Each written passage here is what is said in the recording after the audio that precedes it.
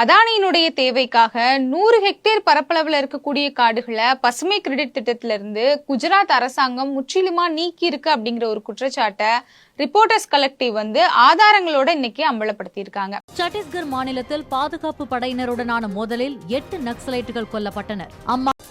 மகாராஷ்டிர மாநிலம் கட்சிரோலி மாவட்டத்தில் போலீசாரின் என்கவுண்டரில் நக்சலைட்டுகள் 14 பேர் சுட்டுக் கொல்லப்பட்டனர். என்ன சொல்லியிருக்காங்க அப்படின்னா, இந்த காடுகள்ல மரங்களை நட்டு வைக்கிறதுக்கு யாருமே முன் வரல, அதனால இந்த காடுகள் எல்லாம் அந்த பசுமை கிரெடிட் திட்டத்தில இருந்து நீக்கிருங்க அப்படின்னு சொல்லி ஒரு வேலிடே இல்லாத ஒரு ரீசனை ஏதோ சொல்லணுமேன்றதுக்காக ஒரு காரணத்தை சொல்லிடுறாங்க.